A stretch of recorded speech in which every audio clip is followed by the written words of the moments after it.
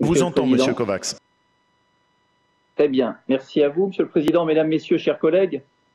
La décision modificative budgétaire que nous examinons aujourd'hui est singulière. En effet, jamais la région n'aura inscrit un tel montant de crédit à l'occasion d'une décision modificative.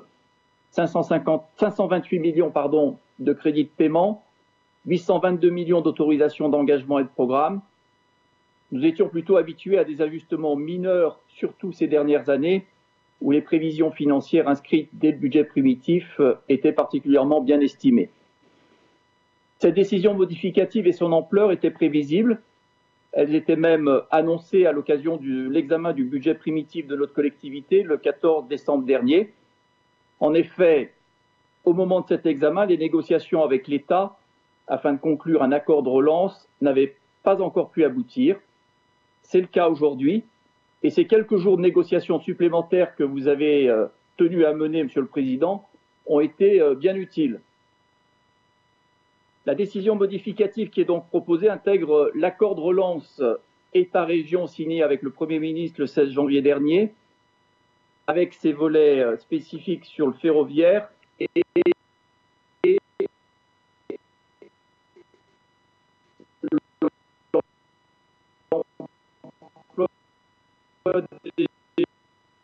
européen, et en particulier Préactu.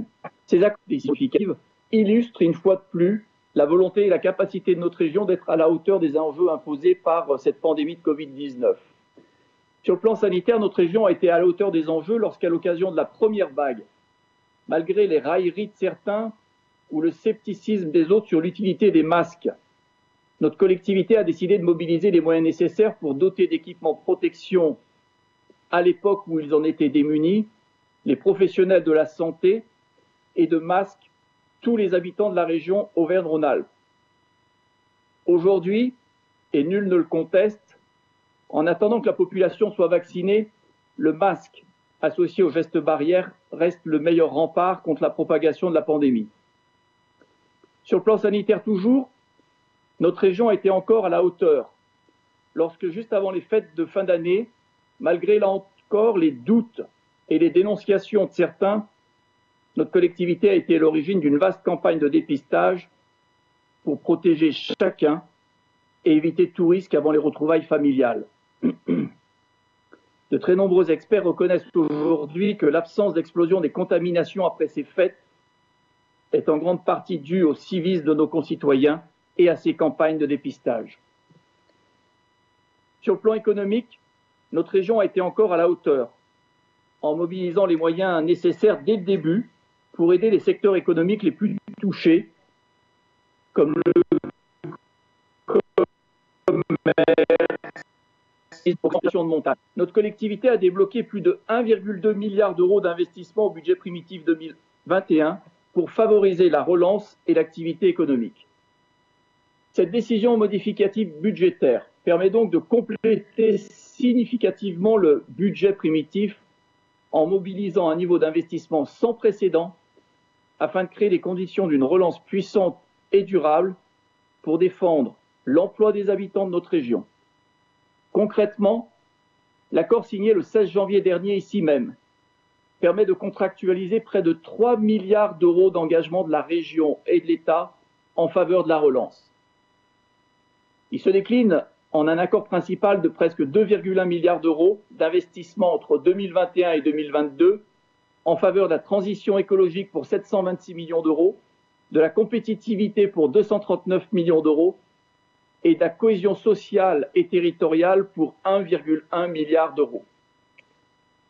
Cet accord intègre également 2 pactes ferroviaires, l'un pour l'Auvergne, l'autre pour Rhône-Alpes, permettant de donner un nouvel élan à l'amélioration des lignes structurantes comme la liaison Paris-Clermont, à la sauvegarde aussi des petites lignes et des lignes capillaires, à la sécurité des voyageurs et l'accessibilité des gares. Cet accord prévoit également l'aménagement d'infrastructures de transport alternatives au projet d'autoroute A45 entre Lyon et Saint-Étienne. Et ces 3 volets totalisent 800 .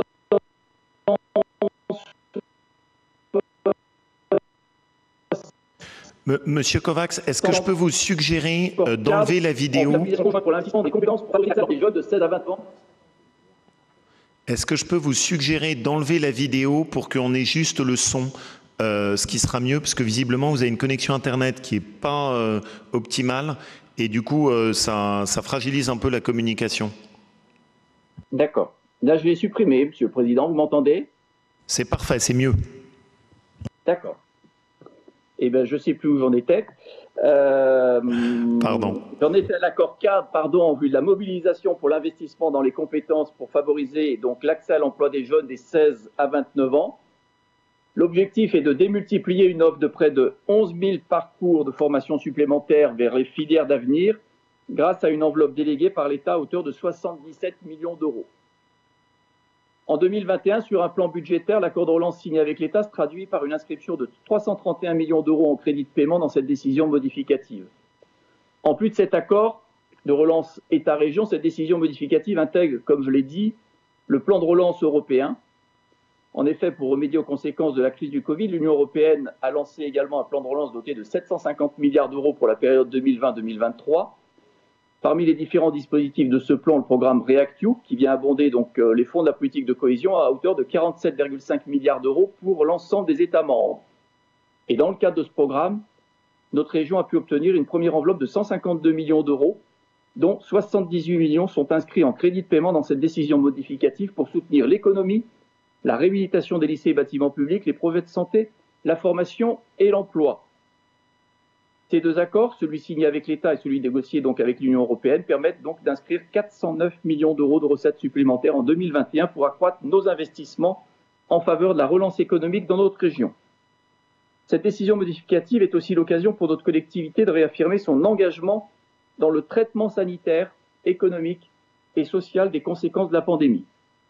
Cette décision modificative va permettre d'abonder des lignes budgétaires portant des dispositifs d'urgence fortement sollicités, en particulier en matière d'aide économique. 96 millions d'euros supplémentaires sont ainsi inscrits en crédit de paiement sur ce chapitre-là. Sur le volet sanitaire, cette décision modificative permet aussi d'inscrire 14 millions d'euros supplémentaires pour l'achat de masques pour les lycéens, pour participer aux campagnes de dépistage et de vaccination, pour aider les lycées dans leur renfort personnel. Enfin, cette décision permet de compléter certains budgets qui n'émargent pas directement au plan de relance et pour lesquels des besoins ont été identifiés à hauteur de 9 millions d'euros. En synthèse et pour conclure, Monsieur le Président, je dirais que cette décision modificative singulière par le montant inédit des crédits de paiement, inscrits 528 millions d'euros, est le résultat de négociations bien menées avec l'État et l'Europe pour permettre à notre région d'être encore et toujours à la hauteur des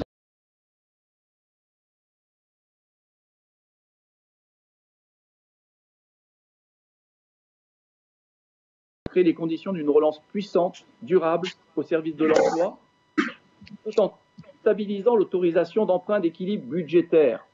Et vous l'avez dit, en 2021, la région investira plus de 1,7 milliard d'euros pour défendre l'emploi. Jamais notre région n'aura autant investi, et cela sans ajouter 1 euro de dette supplémentaire, c'est-à-dire sans hypothéquer l'avenir de nos enfants. Et c'est cela aussi le développement durable. C'est la raison pour laquelle, Monsieur le Président, les élus du groupe Les Républicains divers droite et société civile voteront donc avec enthousiasme cette décision modificative. Merci beaucoup.